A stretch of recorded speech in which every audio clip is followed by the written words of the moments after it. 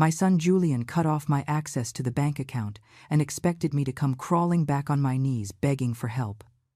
A month passed, and I did not call even once. When he finally drove over to my place and saw whose car was parked in front of the gate, his legs began to tremble. But let me tell you how this all started. I was standing in line at the grocery store with a full cart. I had chosen every product with care, calculating the prices as I always did, because even though there was money in that account, I never stopped being the woman who learned how to stretch every single dollar. I scanned the vegetables, the chicken, the laundry detergent, the medicine for my blood pressure. The cashier smiled and stated the total, $143.20. I swiped my card through the reader. I waited. The machine emitted a dry, buzzing sound. Declined. The cashier frowned. I tried again. Declined again. I felt the blood rushing to my face. The people behind me started shifting restlessly. Someone sighed with impatience. The cashier looked at me with that mixture of pity and annoyance that I will never forget. I had to leave the cart there, full, and walk out with empty hands and my head down. I arrived home shaking, not from the cold, but from a humiliation that burned me from the inside out. I tried to log into the banking app on my phone. Incorrect username or password. I called the bank. The automated voice asked me to verify my identity. After 10 minutes of waiting on hold, a young woman explained to me with a professional and distant voice that my access to the account had been modified. Only the primary account holder could make changes now. Julian, my son Julian, who had insisted 2 years ago that we put everything in his name to make things easier so that I would not have to worry about anything. How foolish I was. How blind, how naive to believe that my own son, the creature I carried in my womb, whom I nursed, whom I raised alone after his father abandoned us, would ever do something like this to me. I hung up the call and sat on the armchair in the living room, that same armchair where Julian sat as a child to watch cartoons while I came home from my second job with swollen feet. I looked around. The walls of this small apartment, which I paid for with years of housekeeping, with double shifts at the diner, with every coin I saved by denying myself everything that was not strictly necessary, all so that he could study, all so that he could have what I never had. And now I was there, without access to my own money, without being able to buy my own food, without being able to pay for my own medication. I picked up the phone. I looked for his number. My finger hovered over the screen. I almost dialed. I almost called him to ask what had happened, to beg him to explain, to plead with him to fix the error. But something inside me, something small but firm like a stone, stopped me, because it was not an error. I knew it in that instant, with a clarity that pierced my chest. Julian knew exactly what he was doing. He had cut off my access, expecting me to run to him, desperate, humiliated, begging for his help, expecting to see me on my knees, expecting to have that power over me, over his own mother. I put the phone away. I was not going to give him that satisfaction. Not yet. Maybe never. I got up from the armchair and walked to the kitchen. I opened the pantry. There was rice, beans, a little oil, salt. I could survive a few days on that. I had survived worse things. I had survived the abandonment of his father. I had survived the poverty that forced me to wash other people's clothes until my hands bled. I had survived sleepless nights, sewing uniforms to earn a few extra dollars. I had survived everything. And I would survive this too. That night I could not sleep. I lay there staring at the dark ceiling, listening to the hum of the old refrigerator, feeling my mind replay every moment of the last few months. The signs had been there. I simply did not want to see them. The visits that became more and more spaced out, the calls that became shorter, colder, the way Julian averted his gaze when I spoke, the way his wife, that woman who never looked at me with true affection, smiled smugly every time she saw me. The forgotten birthdays, the broken promises, the Mother's Day that passed without a single word from him. I remembered the last time I went to his house, 3 months ago. I had baked his favorite cake, that chocolate one I made when he was a child that always brought a smile to his face. I rang the doorbell. His wife opened the door with an annoyed expression. She told me they were busy, that I should have called ahead, that it was not a good time. I saw Julian behind her in the spacious living room of that house that I helped pay for when he was starting out. He did not get up. He did not come to greet me. He only raised his hand in a vague gesture and went back to looking at his phone. I stood there on the threshold, holding that cake like an idiot, feeling the rejection hit me in the chest. I murmured an apology and left. I walked the 4 blocks to the bus stop with the cake in my hands and tears stinging my eyes. But even then, even after that humiliation, I had found excuses. They are stressed. They have a lot of responsibilities. Life is hard for them too. What stupidity! What tremendous stupidity of mine to justify the unjustifiable, to swallow the pain and call it love, to accept crumbs and call them enough. Now, lying in my bed in the dark, I understood the truth. Julian had not cut off my access to the account by mistake or by carelessness. He had done it because he wanted control, because he wanted to see me weak, because at some point in his life, my son, my boy, had become someone capable of punishing his own mother for the simple fact of existing. I closed my eyes and an image appeared in my mind. Julian at 7 years old, crying because the kids at school made fun of his torn shoes. Me, kneeling in front of him, drying his tears and promising him that he would soon have new shoes. I worked 3 straight shifts that week. I cleaned bathrooms, floors, windows. I came home every night with my body destroyed. But on Friday, I put a pair of new shoes on his bed. He jumped with joy. He hugged me. He told me I was the best mom in the world. That boy no longer existed. The man he had become was a stranger, a cruel stranger. The following days were a parade of memories that I had buried under layers of excuses and blind hope. Every time I closed my eyes, a different scene appeared, one more piece of the puzzle that I had refused to put together. I remembered Christmas last year. I had saved for months to buy Julian that watch he wanted so much, an elegant watch, one of those that important businessmen wear.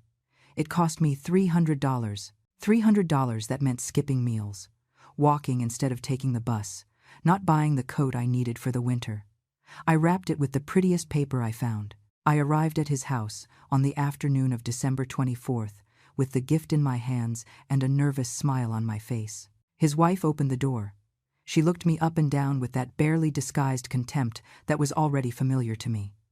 She let me in, but she did not invite me to sit down.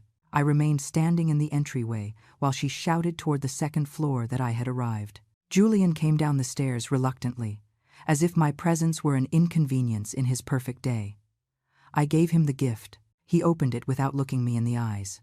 When he saw the watch, he barely murmured a dry thank you. His wife leaned in and said they already had 3 identical watches in the drawer. They laughed. Both of them laughed. Julian did not even bother to pretend he liked it. He told me they had plans, that I should go. He did not offer me anything to drink. He did not ask me how I had gotten there. He did not wish me a Merry Christmas. I left that house with my heart broken in pieces, but even so, I told myself that maybe I was being too sensitive, that maybe they really were busy, that maybe I expected too much. Lies. Everything was lies, I told myself, to avoid facing the truth. I also remembered my 63rd birthday. I waited all day for a call, a single call. I kept the phone close to me every second. I checked it every 5 minutes in case I had missed a notification. The call never came.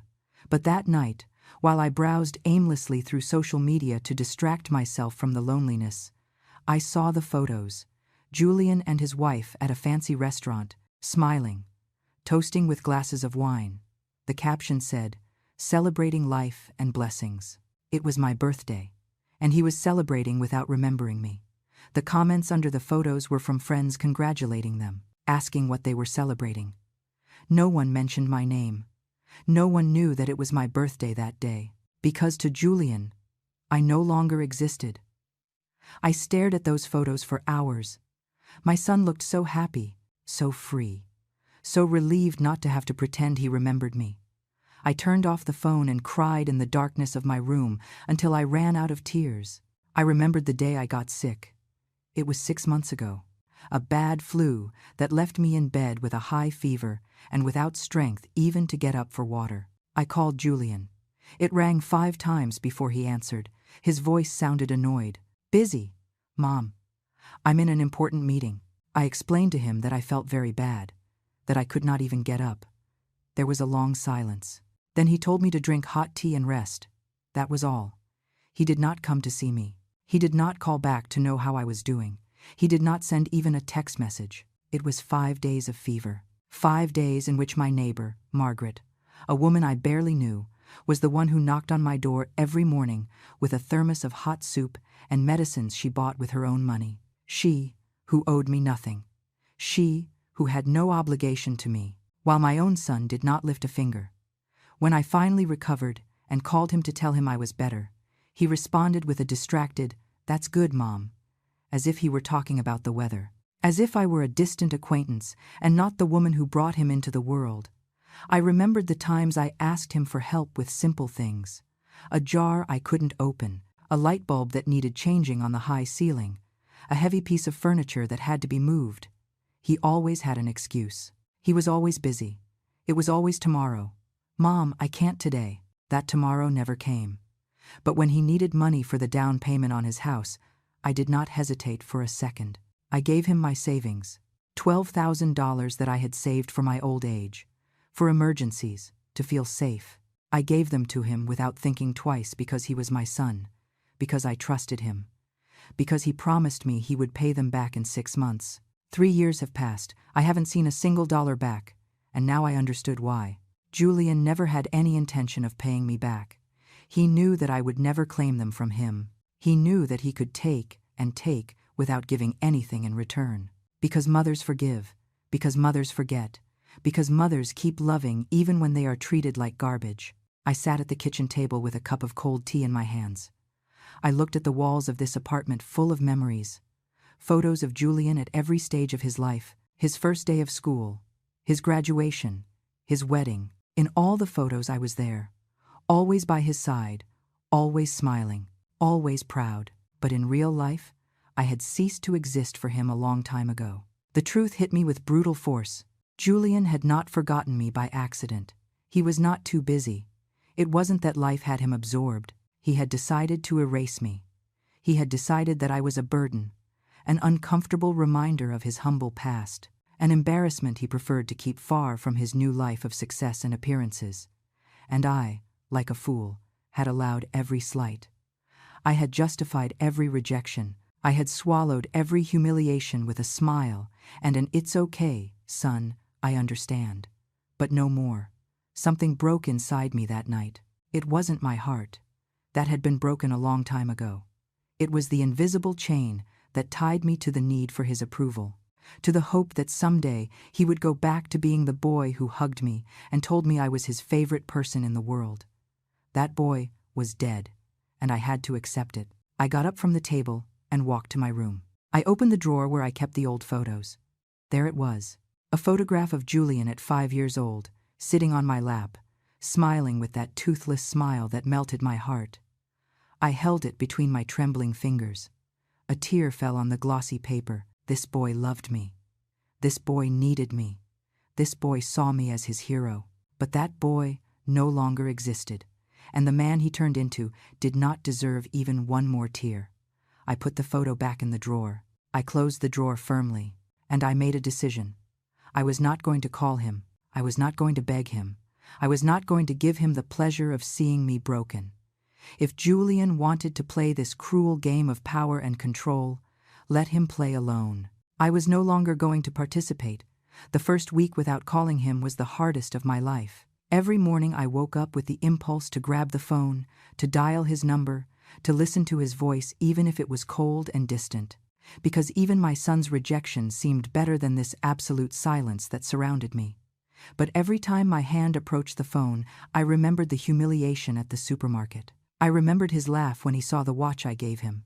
I remembered how he left me sick and alone for 5 days, without even asking if I was still alive. And then I would push the phone away and breathe deeply. The days dragged on, slow and heavy. I sat by the window watching the street. I saw mothers pass by with their children. I saw them laughing together. I saw them hugging. And I felt a pain so deep in my chest that sometimes it was hard to breathe. But I did not call. The rice and beans were running out. I counted what was left. maybe for 4 more days, if I ate small portions. I opened my wallet. $22 in cash. That was all I had in the world. $22 and a son who expected to see me crawling back to him. I sat on the edge of my bed and let reality crash over me like a cold wave. I was alone. Completely alone. At 64 years old. Without money, without access to my account, without anyone to turn to. Fear settled in my stomach like a frozen stone. I could die here, and Julian wouldn't find out until someone reported the smell. I could get sick again, and there would be no one to knock on my door. I could scream, and no one would hear me. The tears began to fall uncontrollably. I cried like I hadn't cried since I was a little girl. I cried for the mother I was. I cried for the sacrifices I made. I cried for the love I gave, and that was never enough. I cried for the woman who was now sitting on this bed, invisible and forgotten. But at some point, in the middle of that heartbreaking crying, something changed. The crying stopped. The tears dried up. And in their place appeared something different. Something I hadn't felt in a long time. Rage.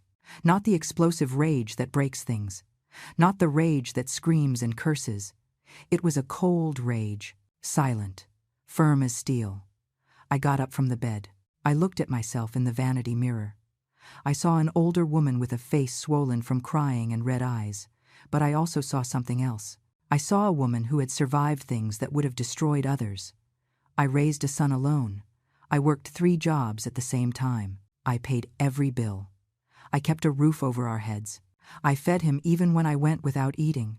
I clothed him, even when I wore old and mended clothes. I built a human being from scratch.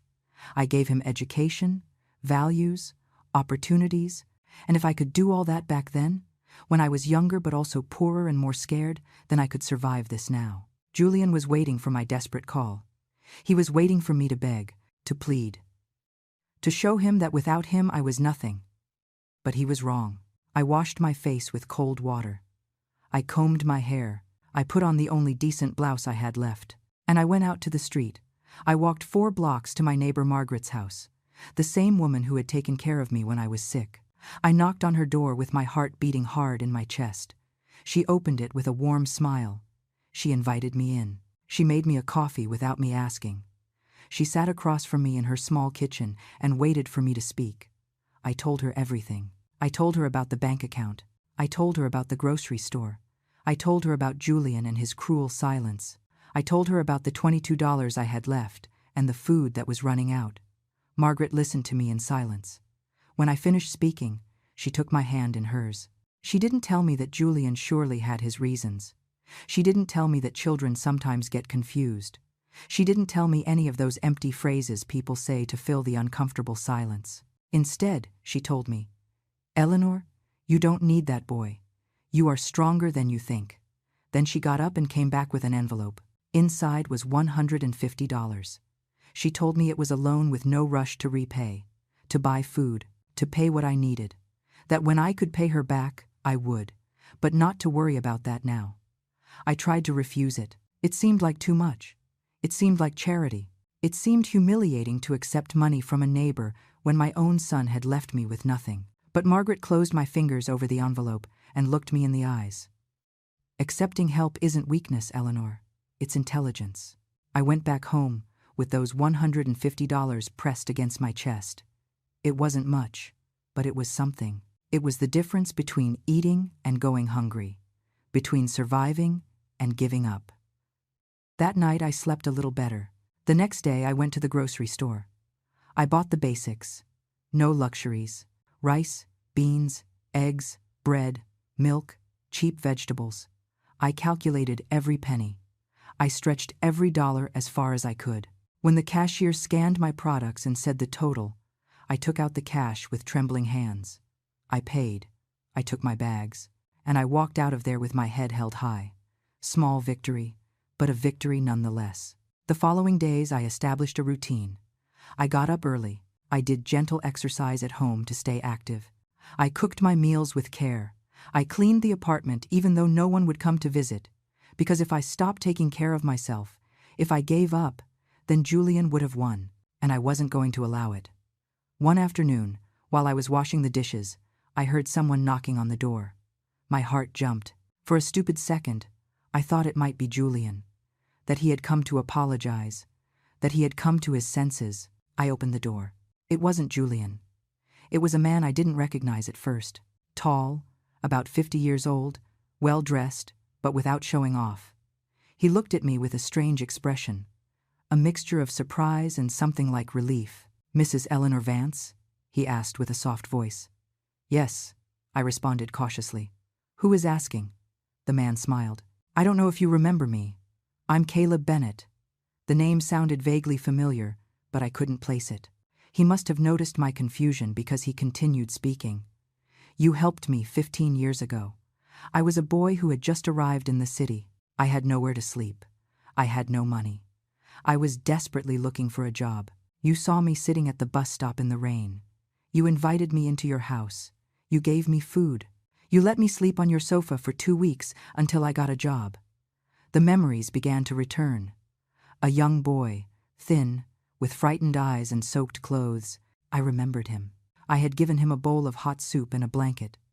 Julian was a teenager then and had complained about having a stranger in the house. But I told him that helping a neighbor wasn't optional. "Caleb," I murmured. "Yes, I remember you." He nodded. "Mrs. Eleanor, I never forgot what you did for me. You didn't know me at all. You had no reason to trust me, but you did. You treated me with dignity when the rest of the world looked at me like garbage." "It was nothing," I said, lowering my gaze. "Anyone would have done the same." "That's not true," he responded firmly. "No one else did. Only you." There was an uncomfortable silence. I didn't know what to say. Caleb continued.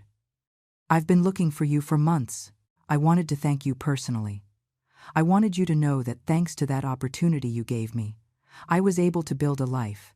Now I have my own business. I'm doing well. Very well. I'm happy for you," I said sincerely.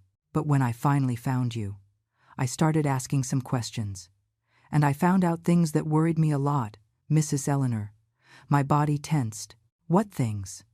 "I found out that your son cut off your access to your own accounts, that he left you without resources, that you are going through difficulties." I felt shame burning my cheeks. "That's none of your business," I murmured.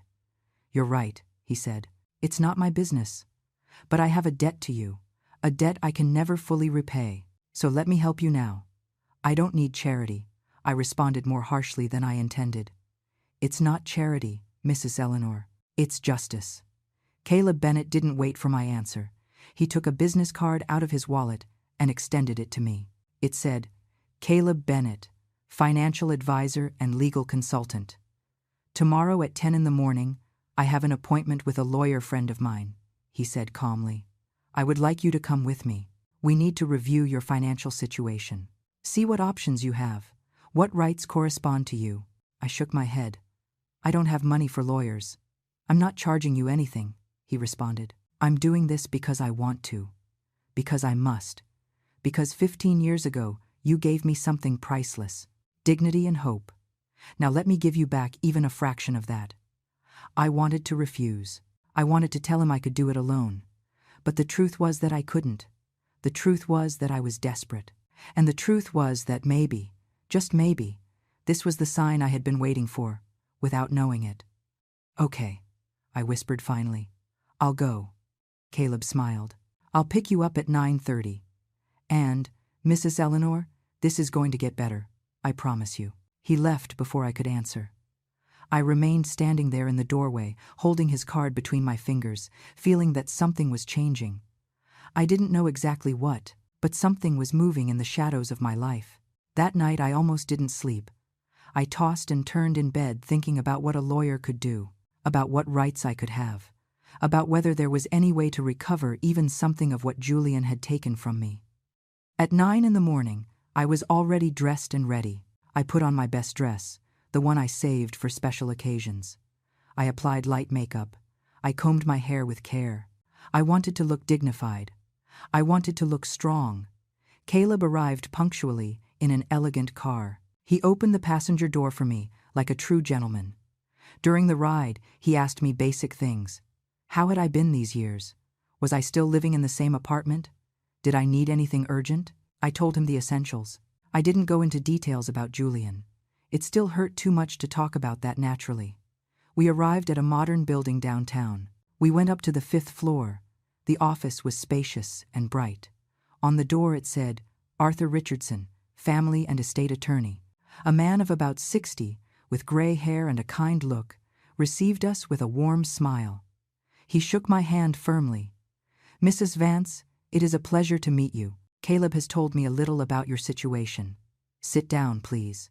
We are going to review everything calmly. I sat in a comfortable chair across from his desk. Caleb sat next to me. Arthur opened a notebook and took a pen. Tell me from the beginning, he said with a soft voice. What exactly happened with your bank account? I took a deep breath and began to speak. I told him how Julian had convinced me to put everything in his name, how he had promised me it was to make things easier, how I had trusted him blindly.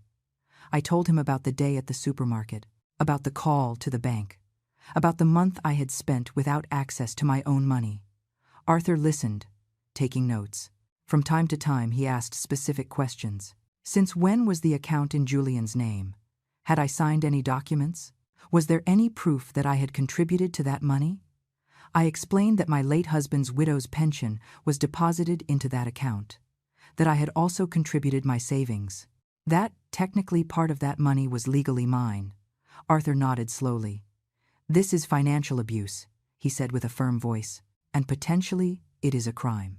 Your son cannot simply cut off your access to funds that legally belong to you, especially if your pension is deposited there. I felt something stir in my chest. You mean I can do something? Not only can you, Mrs. Vance, you must. This is a violation of your rights, and there are legal ways to recover what is yours. But he is my son, I murmured. I don't want to get him in trouble. Arthur looked at me with a mixture of compassion and firmness. Mrs. Vance, your son left you without money to eat. He left you without access to your medication. He put you in a situation of extreme vulnerability. He is already in trouble, trouble that he created himself. Tears began to well up in my eyes. I couldn't avoid it. All this was too much, too real, too painful. Caleb handed me a tissue. Arthur waited patiently for me to compose myself. What do I need to do? I asked finally, with a trembling voice. Arthur leaned back in his chair. First, we are going to request your bank records. We are going to prove that you have a legal right to those funds. Then we are going to send a formal letter to your son, demanding that he restore your access immediately. If he refuses, we will proceed legally. And if he says the money is his, that I have no right to anything, then we will go to court. And believe me, Mrs. Vance, judges do not look kindly on children who financially abuse their elderly parents, especially when there is clear evidence that you contributed to those funds. But that will take time, I said, feeling overwhelmed. And I need money now, to eat, to survive. Arthur looked at Caleb. Caleb nodded as if they had discussed this previously. We already thought of that, Caleb said. While the legal matters are resolved, I am going to help you with your basic expenses. It is not a loan. It is a gift, and I will not accept a no for an answer. I tried to protest, but Caleb raised his hand. Mrs. Eleanor, you gave me shelter and food when I had nothing. You treated me as if I were your own son. Let me do this, please. I didn't know what to say. The words got stuck in my throat. I could only nod while tears ran down my cheeks. Arthur continued explaining the process to me. The documents I would need, the steps to follow, everything sounded complicated, but he explained with patience, making sure I understood every detail. He also mentioned something that surprised me. Mrs. Vance, I need to ask you something important. Did you ever lend money to your son? $12,000 for the down payment on his house, specifically? How did you know that? I asked, astonished. I made some inquiries, Caleb responded. I spoke with some people who know you, and that information came to light. Yes, I lent him that money, I confirmed. 3 years ago. He promised to pay it back in 6 months. He never did. Do you have any document that proves that loan? A contract, a receipt, something? I shook my head, ashamed. No, I trusted his word. He was my son. Arthur sighed. That complicates things. Without written proof, It is difficult to recover that money. But we can try to include it in the general lawsuit. Sometimes, children confess these things when they are under legal pressure. We spent 2 more hours in that office. I signed documents authorizing Arthur to request my bank records. I signed a power of attorney letter so he could act on my behalf. I signed everything they put in front of me, because for the first time in weeks, I felt that someone was on my side.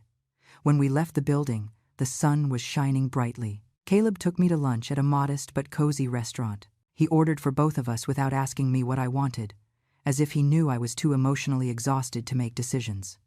We ate in silence for a while. Then Caleb spoke. "Mrs. Eleanor, I know this is difficult. I know that confronting your son legally is probably the last thing you wanted to do in life. It is," I admitted. "I never thought it would come to this. But you deserve respect. You deserve dignity. And you deserve to have access to your own money. What Julian did is not only cruel, it is illegal." "I know," I whispered, "but he is still my son. And you are still his mother. A mother who sacrificed everything for him. A mother who deserves something better than this." We finished eating. Caleb paid the bill despite my protests. Then he handed me an envelope. "There are $2,000 in there," he said before I could speak. "Use them for whatever you need. Food, medicine, bills, whatever. And don't worry about paying them back. When this is resolved and you recover your money, if you want to give me something, fine. If not, that's fine too." "Caleb, this is too much," I said with a broken voice. "Nothing is too much for the woman who saved my life," he responded firmly. He took me back home. Before I got out of the car, he gave me a phone number. "It's my personal cell phone. Call me if you need anything. At any hour. I mean it." I entered my apartment with the envelope pressed against my chest. I closed the door. I leaned against it. And finally, after weeks of pain and fear, I felt something different. Hope. The following days were a whirlwind of activity that I hadn't experienced in a long time. I felt useful. Busy. Alive in a way I had forgotten was possible. Arthur called me 3 days after our meeting. His voice sounded satisfied. "Mrs. Vance, I have good news. I got the bank records for the last 5 years." "And what do they say?" I asked with a racing heart. "They say you have a solid case. Your pension has been deposited into that account religiously every month. It is $1,200 a month for 5 years. That is $72,000 that entered that account and are legally yours. $72,000. The figure left me breathless. I had never thought of that money in that way. I had never added it up. I only knew that my pension arrived and that Julian supposedly used it to help me with my expenses. But now I realized that I barely saw any of that money. Julian gave me $200 a month when he remembered, sometimes less, sometimes nothing. Where was the rest of my money? "That is the right question," said Arthur. "The records show that Julian has been spending freely from that account. Expensive restaurants, trips, luxury purchases. There is a charge of $8,000 to a jewelry store 6 months ago, another of $15,000 to a travel agency a year ago." I felt the rage returning, cold, hard. Julian had been living well on my money while I counted pennies to buy rice. "There is also something else," continued Arthur. "I found evidence that you deposited your own savings into that account. $12,500 4 years ago. Money you had earned working before retiring?" "Yes," I said with a trembling voice. "It was when Julian convinced me to merge everything into a single account so it would be easier to manage. He said that way he could help me better with my finances. What he did is called misappropriation of funds. Mrs. Vance. And we have all the evidence we need to prove it." "What follows now?" I asked. "Now we send him a formal letter. A letter where we explain that we know exactly what he did. That he has 7 days to restore your full access to the account and to compensate you for the funds he spent improperly. If he doesn't respond or refuses, we proceed with a formal lawsuit." "Do it," I said without hesitation. I was no longer afraid. I no longer had doubts. Julian had crossed a line from which there was no return. The letter was sent the next day by certified mail. Arthur told me that Julian would have to sign upon receiving it, so we would know exactly when he read it. Meanwhile, Caleb continued visiting me regularly. He brought food, he brought company, he brought stories of his life that made me laugh for the first time in months. He told me how, after I gave him shelter 15 years ago, he got a job at an accounting firm. He started from the bottom, cleaning the offices. But he was smart and observant. He learned. He studied at night. He got certifications. He moved up the ranks. Now he had his own financial consulting firm. He had employees. He had important clients. He had a life that seemed like it came out of a dream. And it all started because you gave me a chance, he told me one afternoon while we drank coffee in my small kitchen. Because you saw me as a human being when everyone else saw me as a problem. I only did the right thing, I responded, feeling uncomfortable with so much gratitude. Exactly, he said. You did the right thing. Now let me do the right thing too. A week later, Arthur called me with urgency in his voice. Mrs. Vance, Julian received the letter 3 days ago, and today he responded. What did he say? I asked, feeling my stomach tighten. He is furious. He sent a letter from his own lawyer saying that all the money in that account is legally his because the account is in his name, that you have no right to those funds, that if we insist on this, he will countersue for defamation. It is a common intimidation tactic, continued Arthur, but it is not going to work. We have the evidence. We have the records showing where that money came from, and we have the law on our side. So, what do we do? I asked. We proceed with the formal lawsuit. We go to court, and we are going to win. That night I couldn't sleep, not from fear, but from something different, from the certainty that this was really happening, that I was really confronting my own son, that our relationship, what little remained of it, was about to break completely. But there was no turning back anymore, and, honestly, I didn't want to turn back anymore. Caleb appeared at my door the next day with something unexpected. A new cell phone, more modern than the old one I had. You need a better phone, he said, handing it to me. It's already set up. It already has my number and Arthur's. And I also bought an unlimited data plan so you can call and use the internet without worrying. I tried to refuse it, but he insisted. Besides, he said with a smile, I need you to be able to receive emails because I have something else for you. What is it? I asked, confused. I sat in front of my laptop that he had brought. Caleb opened several documents on the screen. I did a complete investigation of your financial situation, he explained. And I found something interesting. You worked for 25 years for a cleaning company, right? Yes, I confirmed. Until I retired 6 years ago. That company had a retirement fund for its employees. A fund to which you contributed automatically from your salary every month. It is a small amount, but over 25 years it accumulated. I knew nothing about that, I said, surprised. Most employees didn't know, Caleb responded. The company didn't make much effort to inform them, but I investigated. I spoke with them. And it turns out you have $8,500 in that fund that you never claimed. $8,500. Another number that seemed unreal. How is it possible they never told me? I asked. They sent a letter to your address when you retired, but according to their records, the letter was returned, probably because you had already moved to this apartment. Caleb took some forms out of his briefcase. You need to sign these documents to claim that money. The process takes approximately 3 weeks, but that money is yours. Legally, without dispute. I signed the papers with trembling hands. I couldn't believe what was happening. Money that I thought I didn't have. Money that was mine by right. Money that meant independence. But that's not all, continued Caleb. I also checked if you qualify for any assistance programs for seniors, and it turns out you do. There is a state program that can provide you with an additional $200 a month for medical expenses and food. How did I not know anything about this? I asked, feeling overwhelmed. Why didn't anyone tell me, Mrs. Eleanor? Because probably Julian was never interested in finding out. He wanted you to depend on him, to need him, because that gave him power. The following days were of intense paperwork, signatures, forms, documents. Caleb helped me with everything. Arthur, too. Between the two of them, they were building a legal and financial shield around me. And slowly, very slowly, I began to feel different. I began to feel powerful. 2 weeks later, I received an email on my new phone. It was from the cleaning company where I worked. They confirmed that my application had been approved. The $8,500 would be deposited into my new account. The account Caleb had helped me open at a different bank. An account where only I had access. I cried when I read that email. Not from sadness, from relief, from gratitude, from victory.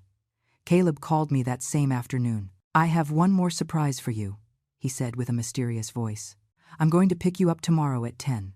Wear something nice." "What surprise?" I asked. "You'll see," he responded and hung up. The next morning I got ready with care. I put on my best dress.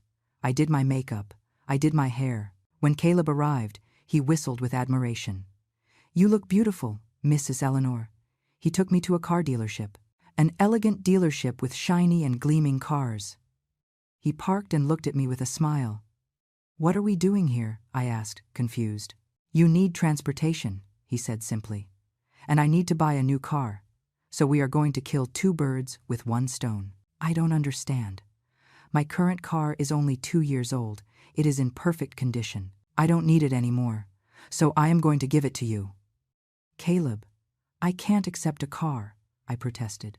"Of course you can," he responded. "And you will, because you deserve to move with freedom. You deserve not to depend on buses or anyone. You deserve to have your own transportation." I tried to argue, but he was already getting out of the car. I followed him into the dealership. Half an hour later, we were signing the transfer papers. The car was now in my name. A beautiful car, silver-colored, with barely 30,000 miles on it. Caleb handed me the keys. "It's yours, Mrs. Eleanor. Enjoy it." I stood in the parking lot of the dealership, holding those keys, looking at that car that was now mine. And I felt something I hadn't felt in a long, long time. I felt that my life belonged to me again. Learning to drive that car was like learning to live again. It had been years since I sat behind a steering wheel. When my husband died, I sold our old car because I couldn't pay for the maintenance or the gas. Since then, it had been the bus, long walks, depending on the goodwill of others to get places. But now I had my own car, my own freedom on 4 wheels. Caleb accompanied me the first few times. He took me to an empty parking lot where I practiced for hours. Starting, braking, turning, parking. My hands trembled at first. I was afraid of crashing, of scratching the car, of making a mistake. But little by little, muscle memory returned. The movements became more natural. Confidence grew. A week later, I dared to drive alone for the first time. I only went to the grocery store that was 10 blocks from my house, but those 10 blocks felt like crossing a continent. I parked, did my shopping, returned to the car with my bags, and when I got home and turned off the engine, I sat in silence for several minutes, smiling like a fool. I had done it. Alone, without help, without depending on anyone. The days passed and I felt stronger and stronger. The money from the retirement fund had arrived in my account. $8,500 shining on my phone screen every time I checked the banking app. My money, in my account. Under my control. The approval for the state assistance program had also arrived. $200 additional every month. It wasn't much, but added to my pension that I would soon recover, it meant stability. It meant not having to count every penny with terror. Margaret, my neighbor, noticed the change in me. One day she invited me for tea at her house and looked at me with that wise smile that women who have lived a lot have. "You look different, Eleanor," she told me. "You look taller, stronger." "I feel different," I admitted. "I feel as if I had been asleep for years and finally woke up." She nodded. "That is what happens when you stop living for others and start living for yourself." Her words stayed with me. She was right. For decades I had lived for Julian. My decisions, my sacrifices, my dreams, everything had revolved around him. And when he discarded me like garbage, I almost gave up. I almost accepted that without him I was nothing. But now I knew the truth. I had always been something, someone. A woman with self-worth. A woman who didn't need her son's validation to exist. Arthur called me on a Tuesday afternoon. "We have a date for the preliminary hearing," he announced. "It will be in 3 weeks. The judge will review the evidence from both sides and decide if there is merit to proceed to trial. Will we be ready? I asked, with a nervousness I couldn't hide. More than ready, he responded with confidence. We have bank documents, records of deposits, evidence of unauthorized expenses. We have a solid case, Mrs. Vance. Julian has no way to justify what he did. And if the judge doesn't believe us? I asked quietly. He will believe us, said Arthur firmly. The numbers don't lie, and judges do not tolerate financial abuse of the elderly. Believe me. I hung up the phone and stared out the window. In 3 weeks, I would see Julian face to face. In 3 weeks, I would have to look him in the eyes, knowing that I had taken him to court, knowing that our relationship, if anything was left of it, would be destroyed forever. Part of me still hurt. The part that was a mother. The part that remembered the boy who once hugged me and told me I was his hero. That part wanted to cry, wanted to give up, wanted to call him and say, let's forget all this. But the other part of me, the part that had grown and strengthened these last weeks, knew that I couldn't do it. I knew that Julian needed to face the consequences of his actions, and I knew that I deserved justice. I decided to prepare for that encounter. I didn't want to arrive at the courthouse feeling weak or scared. I wanted to arrive feeling powerful. I started taking better care of myself. I walked every morning in the nearby park. I bought nutritious food with the money I now had. I allowed myself small luxuries that I previously considered impossible. A coffee at the corner shop, a magazine, a haircut at a decent salon. I also started writing. I bought a notebook, and every night before sleeping, I wrote my thoughts. I wrote about the pain Julian had caused me, about the years of sacrifice he had forgotten, about the betrayal that still burned in my chest.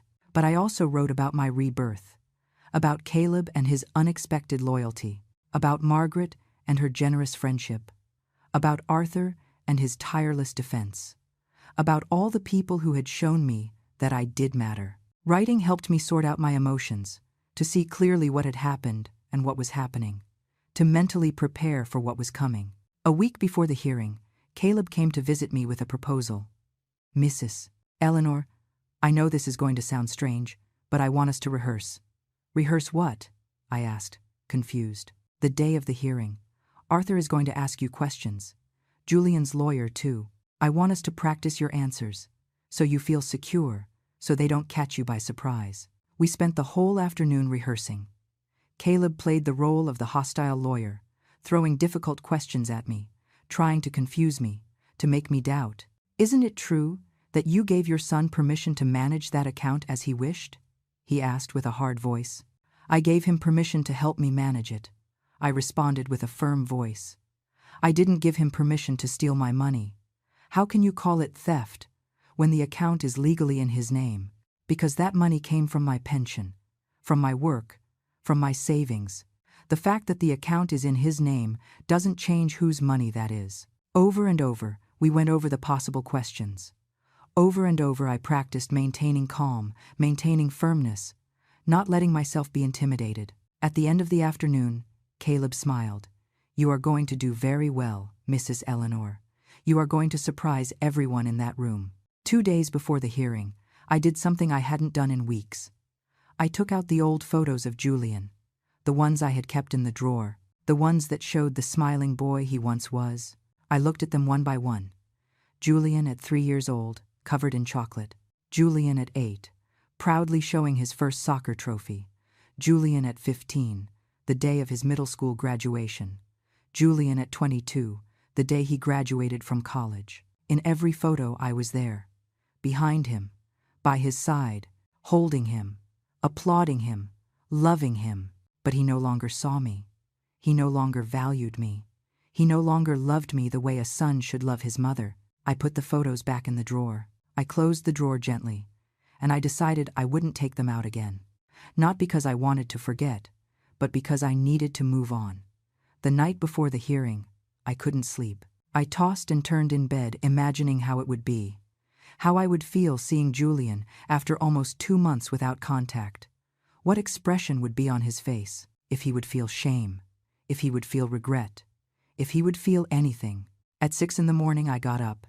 I showered with hot water, letting the steam fill the bathroom. I dressed in the most elegant suit I had, a gray outfit I had bought at a thrift store, but that looked dignified and professional. I applied makeup carefully. Not too much, just enough to look rested and confident. I combed my hair back into an elegant bun. When I looked in the mirror, I saw a woman I didn't fully recognize. A woman with a straight back, with a steady gaze, with a jaw set in determination. This was me now. No longer the pleading mother. No longer the woman who accepted crumbs. No longer the one who apologized for existing. Caleb arrived promptly at 8. He opened the car door for me with an encouraging smile. Arthur was waiting for us at the entrance of the courthouse with his briefcase full of documents. "Are you ready?" he asked me. I took a deep breath. "I'm ready." We entered the building. Our steps echoed in the marble hallways. The air smelled of old paper and pending justice. And then, turning a corner, I saw him. Julian was standing in front of the courtroom. He was wearing an expensive suit. Beside him was his lawyer, a tall man with a serious expression. And next to him, his wife, looking at me with barely concealed contempt. Our eyes met, and in that moment, when I saw the expression on his face, a mixture of shock, rage, and something like fear, I knew I had made the right decision. I wasn't going to back down. I wasn't going to give up. I wasn't going to give him the pleasure of seeing me broken. I raised my chin. I held his gaze, without blinking, and I walked toward the courtroom with my head held high. The courtroom was smaller than I had imagined. Cream-colored walls, rows of wooden benches, and at the front, the bench where the judge would sit to decide our fate. Arthur guided me to our table. Caleb sat in the first row behind us, his silent presence comforting. On the other side of the room, Julian took a seat next to his lawyer. He didn't look at me again. He kept his eyes front, his jaw tense, his hands clenched on the table. His wife sat behind him, glaring at me, as if I were the villain of this story, as if I were the one who had done something wrong. "All rise," announced the bailiff. The judge entered. A man of about 60, completely white hair, serious expression but not cruel. He sat down and signaled us to do the same. "Case number 47328, he read from his computer. Eleanor Vance versus Julian Vance. Dispute over access to funds and misappropriation. Let's proceed." Arthur stood up. "With your permission, Your Honor, I would like to present my client's situation first." The judge nodded. "Go ahead." Arthur began to speak. His voice was clear, firm, professional. He explained how Julian had convinced me to put the account in his name, how he had cut off my access without notice, how he had left me without resources for basic needs. Then he presented the evidence. The bank records projected on a large screen. The monthly deposits of my pension clearly marked, the excessive withdrawals and expenses Julian had made. "A charge of $8,300 to a jewelry store," pointed out Arthur.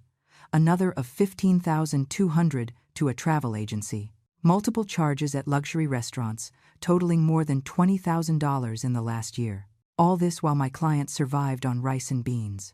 The judge studied the documents with attention. He made notes. From time to time he looked up at Julian, who sank lower and lower in his chair. "We also have evidence," continued Arthur, "that Mrs. Vance deposited $12,500 of her own savings into this account 4 years ago. Money she earned working. Money that Mr. Vance has used as if it were his own." Julian's lawyer stood up. "Objection, Your Honor. The account is legally in my client's name. He has every right to manage those funds as he deems appropriate." The judge looked at him with a raised eyebrow. "Even when those funds come from his elderly mother's pension? Even when he left her without access to her own money? Even when she needed that money to survive?" The lawyer hesitated. Mr. Vance was trying to protect his mother from unnecessary expenses, trying to ensure the money was used wisely.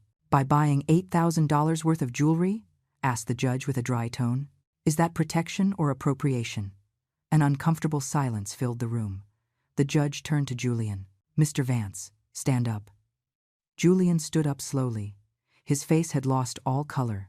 "Explain to me," said the judge, "how spending $8,000 at a jewelry store protects your mother. Explain to me how $15,000 trips are for her benefit." Julian opened his mouth, but no sound came out. His lawyer whispered something in his ear. Julian cleared his throat. I thought the money was for family use, he stuttered. For all of us. That money is your mother's pension, responded the judge with a cold voice. It is not a family fund. It is the livelihood of a 64-year-old woman who worked all her life. And you spent it on personal luxuries while she wondered how she was going to eat. Julian lowered his gaze. He had no answer. He couldn't justify the unjustifiable. The judge turned to me. Mrs. Vance.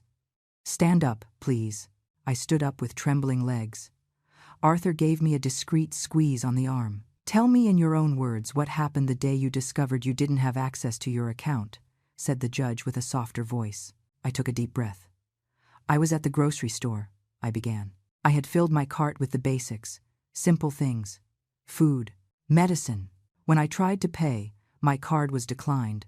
I had to leave everything there and walk out empty-handed. The humiliation. The humiliation was terrible. My voice broke a little. Arthur handed me a glass of water. I drank a sip and continued. I called the bank, and they told me only the account holder could make changes. My son. The son I raised alone. The son for whom I worked 3 jobs. The son to whom I gave everything I had. He had cut off my access without even telling me. And what did you do after that? Asked the judge. I almost called him, I admitted. I almost begged him to explain, but then I realized it wasn't a mistake. He knew what he was doing. He was punishing me. He was controlling me. He expected me to come pleading, but he didn't do it.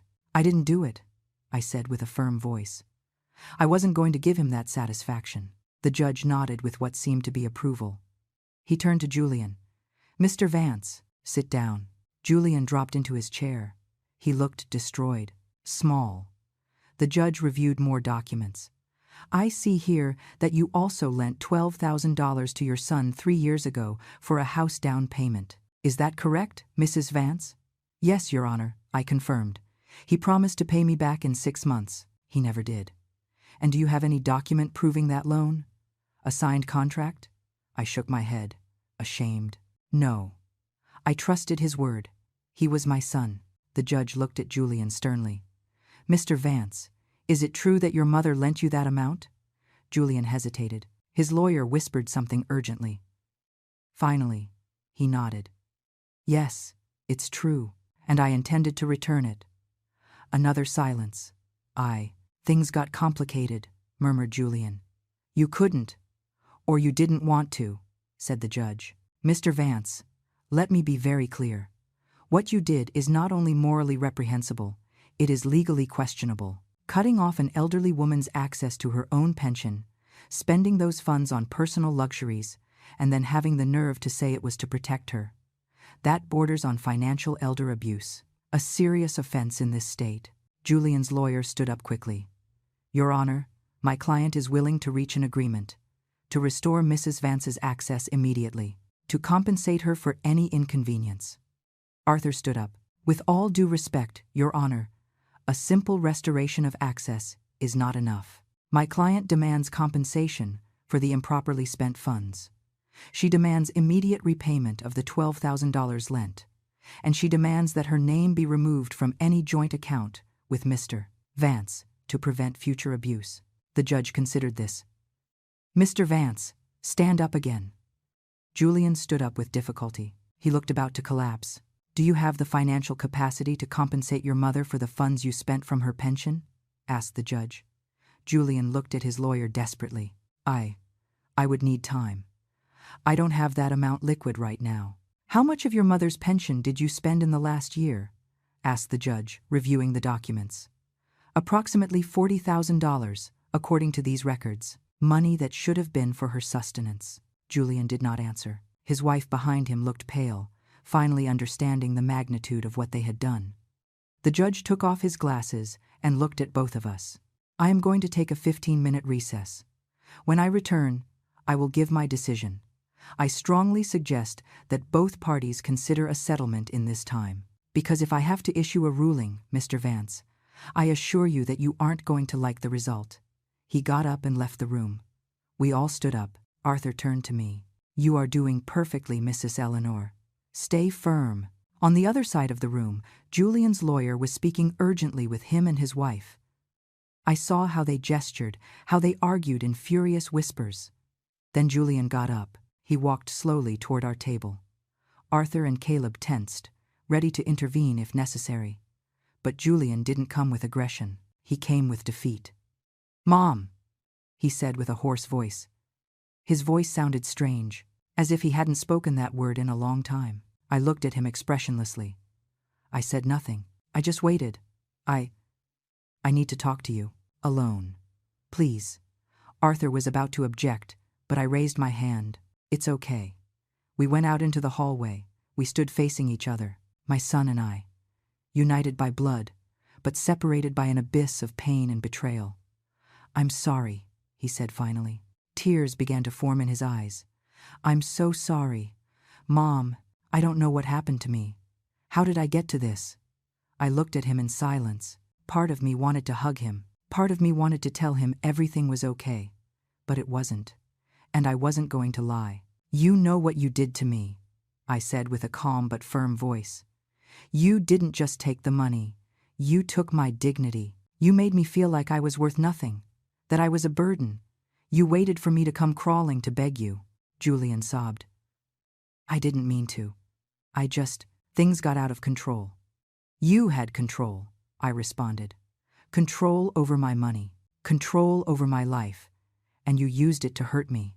How can I fix this?" he asked desperately. I looked him straight in the eyes. "You are going to restore my access right now. You are going to pay me the $12,000 I lent you within 6 months, or you will sell whatever you have to sell, and you are going to compensate me with $20,000 for the funds you spent from my pension. Or we go back in there, and I let the judge decide. And I assure you, he will be less generous than me." Julian paled. $20,000, Mom, I don't have it." "Then sell it," I said sharply. "Sell your luxury car, sell your jewelry, sell what you bought with my money. You give me 6 months for the $20,000 and 6 months for the $12,000. Or we see each other in court.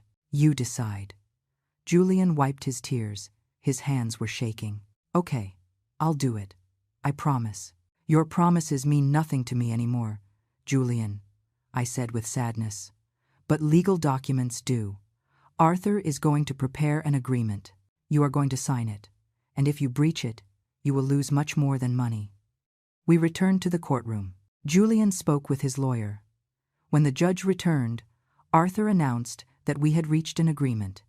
The judge listened to the terms. He nodded with approval. "That seems fair to me. Prepare the documents. I want them signed before you leave this building." An hour later, everything was signed and notarized. Julian avoided my gaze. His wife ignored me completely. I walked out of the courthouse with my head held high. I had won, not just the money. I had won my dignity back. The days after the hearing were strange, silent in a different way. It wasn't the heavy silence of loneliness and abandonment I had felt before. It was a silence of peace, of quiet victory, of knowing I had done the right thing. 2 days after the trial, I received a notification from my bank. My access had been completely restored. I opened the app on my phone, and there it was. My account, my money, my control. There were $11,200 in the account. It wasn't all that should have been there. Julian had spent so much, but it was a start. And with the payments he would have to make, eventually I would recover what belonged to me. The first thing I did was transfer all that money to my new personal account, the account where only I had access, where no one could touch a penny without my permission. Then I closed the joint account with Julian forever. That afternoon, Margaret came to visit me with a cake she had baked. She sat with me at my small kitchen table and looked at me with those wise eyes that had seen so much in life. "You did it," she said simply. "You reclaimed your life." "Yes," I responded, feeling tears threatening to come out. "I did it. But it feels weird, like I won something, but I also lost something." "You lost the illusion," said Margaret softly. "The illusion that your son was who you thought he was. And that hurts. It always hurts. But it is better to live in painful truth than in comfortable lies." She was right. I had been living in a lie for years, pretending Julian still loved me, pretending his coldness was temporary, pretending things would go back to how they were before, but now I lived in the truth. And although it hurt, it was also liberating. Caleb continued visiting me regularly. He took me to places I had never had the courage to visit alone. To the art museum, to the theater, to free concerts in the park. He showed me there was life beyond the pain, that there was beauty beyond betrayal. One afternoon he took me to a small cafe overlooking the river. We sat on the terrace while the sun set, painting the sky orange and pink. "Mrs. Eleanor, I have to tell you something," he began with a serious voice. My heart raced. "What's wrong? I've been thinking a lot about all this. About how you helped me years ago. About how I could help you now. And I realized something. Life is a circle. The kindness we give returns to us, sometimes in ways we never imagine." I smiled. I always believed in that, although these last few months made me doubt it. "But it's true," insisted Caleb. "You gave me shelter when I had nothing. And look now. I could give you back some of that when you needed it. That's how the universe works. Kindness is never lost." His words touched me deeply. He was right. I had spent so many years giving everything to Julian, hoping he would give it back to me. But the universe gave that kindness back to me through Caleb, through people who owed me nothing but chose to help me anyway. 3 weeks after the hearing, Julian made his first payment, $5,000 deposited into my account. No message came with the deposit. No note. No additional apology. Just the money. It was enough for now.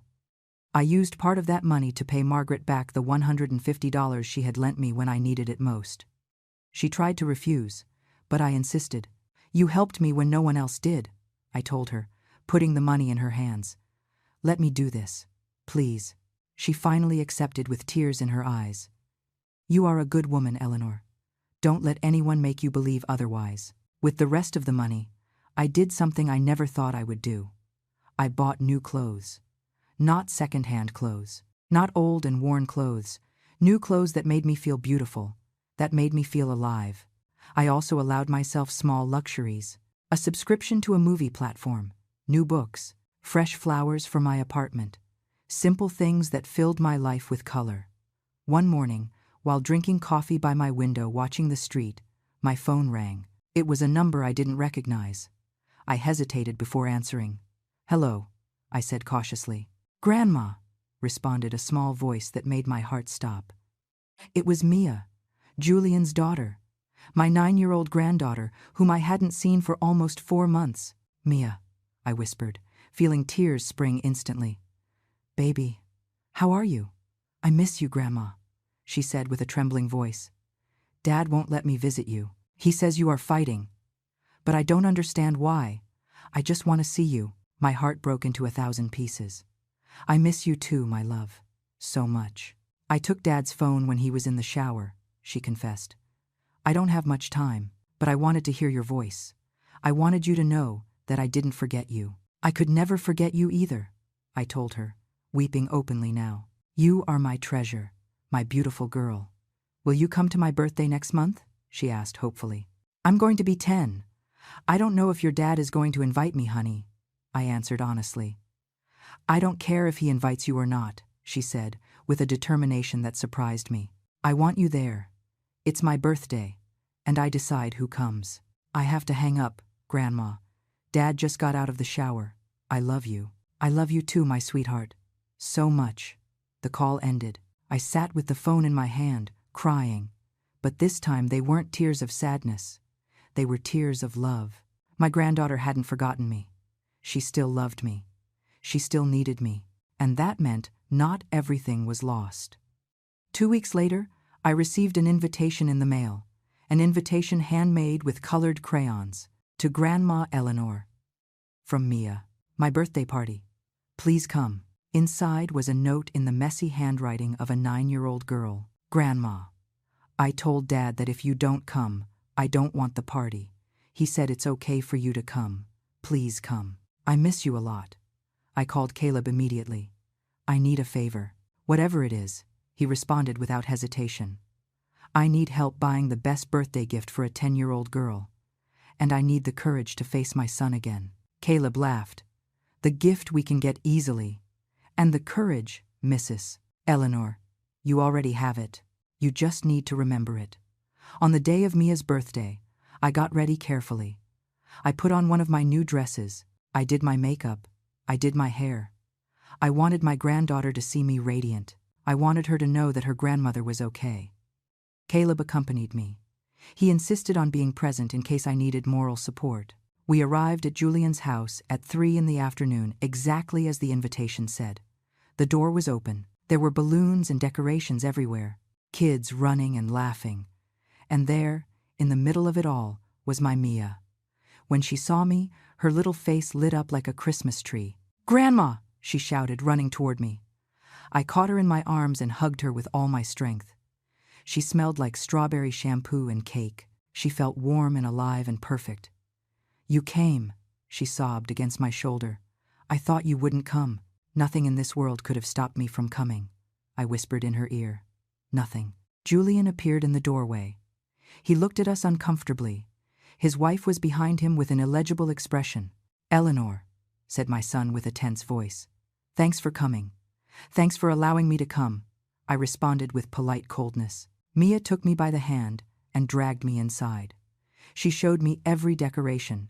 She introduced me to all her friends. She made me feel as if I were the guest of honor. During the whole afternoon, Julian avoided me.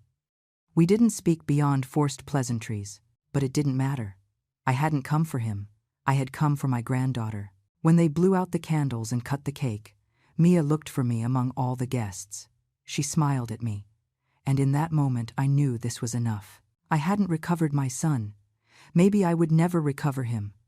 But I hadn't lost my granddaughter, and that was more valuable than any amount of money.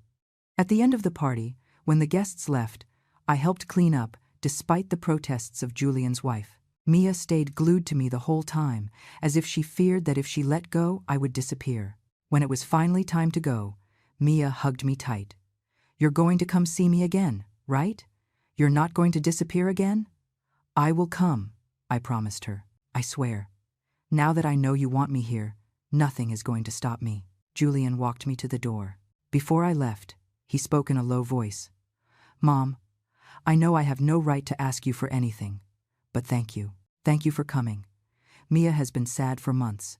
Today was the first time I saw her really happy." "She shouldn't pay for our mistakes," I responded. "Children should never pay for the mistakes of adults." "You're right," he murmured. "Listen, I know things between us are never going to be like before. I understand. I accept it. But Mia needs you, so if you want to visit her, you are welcome. Always." I nodded. It wasn't a full apology. It wasn't a reconciliation. But it was something, a small bridge over the abyss that separated us. I left that house feeling different. I hadn't recovered my son, but I had recovered something more important. I had recovered my dignity, my strength, my life. And I had kept my granddaughter's love. And that was everything. It has been 6 months since that day in court. 6 months since I recovered my life. And now, sitting on the balcony of my apartment with a cup of hot coffee in my hands, watching the sunrise paint the sky with colors I didn't stop to appreciate before, I can say with certainty that I am a different woman. Julian kept up with the payments. Not all on time. Some arrived weeks late, but they arrived. The $32,000 he owed me between what was lent and what was stolen were deposited into my account during these months. The last payment arrived a week ago, without a message, without an additional apology, just the money, and that's fine. I didn't need his words. I needed justice, and I got it. With that money, I did something I never imagined I would do. I invested in myself. I hired a financial advisor, a colleague of Caleb's, who helped me open a savings account with good interest, to plan my future, to ensure I would never depend on anyone again. I also fixed up my apartment. I painted the walls a warm color that makes everything feel cozier. I bought new furniture to replace the old and worn ones. I hung pictures that make me smile every time I see them. I turned this place into a real home, my home, not a place where I simply existed waiting for someone to remember me, but a place where I live fully. Caleb is still part of my life. He comes to visit me at least once a week. Sometimes he takes me to new places. Sometimes we simply sit and talk for hours. He tells me about his projects. I tell him about my small daily victories. There is a genuine friendship between us that I value more than words can express. A month ago, he introduced me to a woman named Cecilia Bennett, his mother. A 70-year-old lady with a contagious laugh and a life story that made me cry. She too had gone through difficulties with her children. She too had had to learn to set boundaries. She too had had to rebuild herself. We became friends immediately.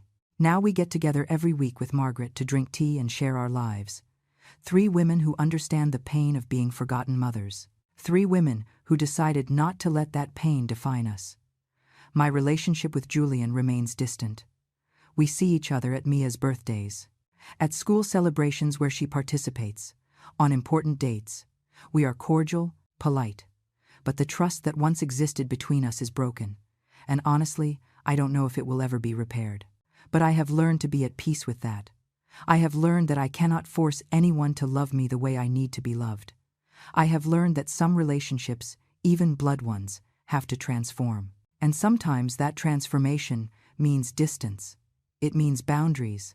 It means protecting your own heart. Mia, however, is my light. I see her twice a week, Wednesdays after school and Saturday afternoons. Julian brings her to my apartment and picks her up a few hours later. During that time, it's just her and me. We cook together. We do crafts. We read books. We talk about her dreams. She tells me things she would never tell her parents. Her fears, her hopes, her worries about school. And I listen to her with all my attention. I give her advice when she asks for it. I hug her when she needs comfort. And I tell her every day that she is loved, that she is valuable, that she is enough. Because I want her to grow up knowing something I forgot for many years.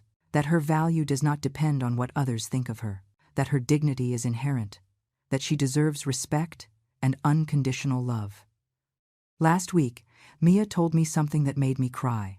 We were baking cookies when suddenly she stopped mixing the dough and looked at me very seriously.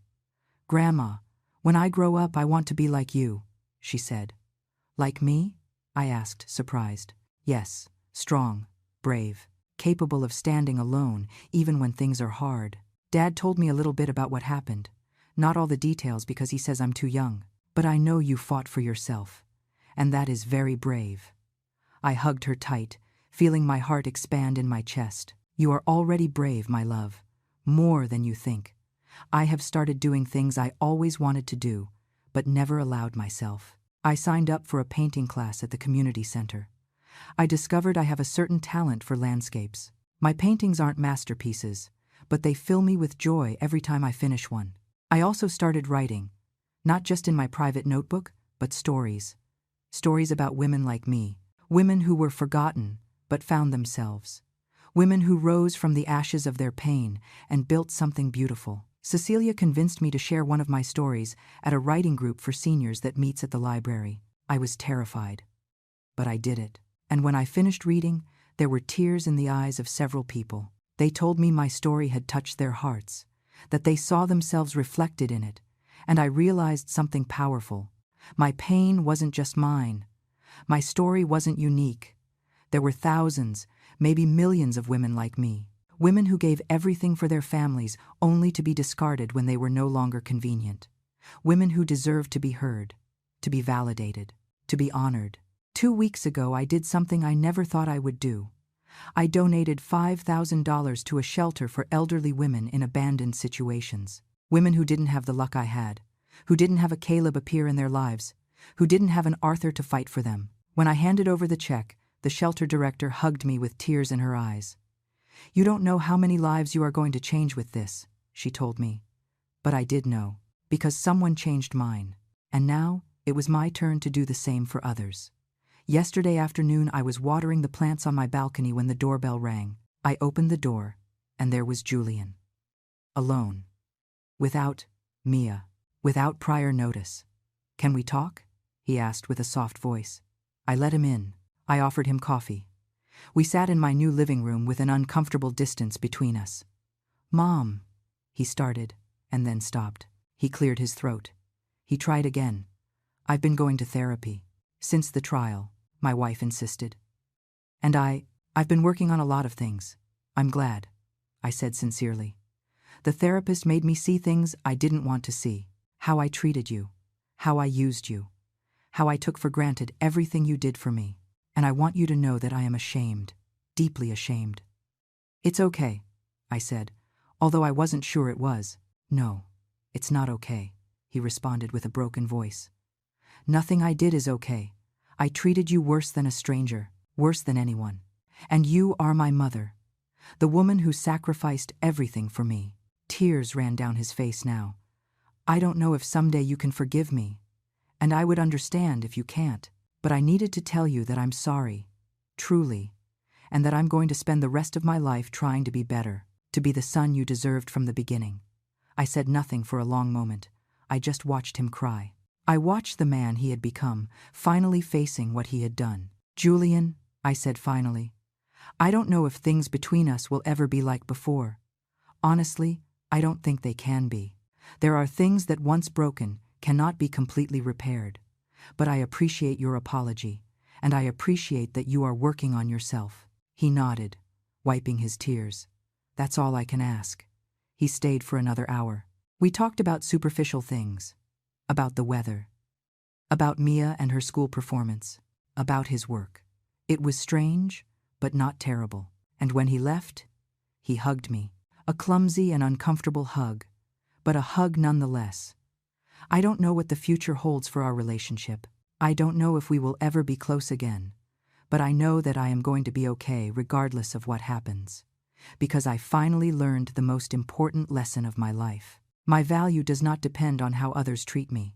My dignity is not subject to anyone's approval. My life belongs to me, and I am enough. I always was. This morning I woke up with the sun coming through my window. I made my favorite coffee. I sat on my new balcony, and I smiled. I smiled because I am alive, because I have a roof over my head that I paid for with my own effort, because I have food in my pantry and money in my account, because I have true friends who value me, because I have a granddaughter who loves me unconditionally. I smiled because I survived. And not only did I survive, I was reborn. I am Eleanor Vance. I am 64 years old, and my life is just beginning. To all the women reading this, who perhaps see themselves reflected in my story, I want to tell you something. If someone makes you feel invisible, if someone discards you as if you were worth nothing, if someone abuses your kindness and your love, remember this: you are valuable, you matter, and you deserve to be treated with dignity and respect. Don't be afraid to set boundaries. Don't be afraid to defend yourself. Don't be afraid to stand alone if necessary, because sometimes the greatest strength is not in enduring, it is in saying enough. And you, reading this now, tell me, have you ever felt like someone tried to erase you from your own story? Did you ever have to fight for your dignity against someone who was supposed to love you? Did you ever rise from the ashes of betrayal and discover you were stronger than you thought? Let me know in the comments. Because our stories matter, our voices deserve to be heard, and together we are unstoppable. Thank you for listening to my story. Thank you for being here. And always remember, it is never too late to reclaim your life. It is never too late to bloom. It is never too late to be who you were always meant to be. With love and respect, Eleanor.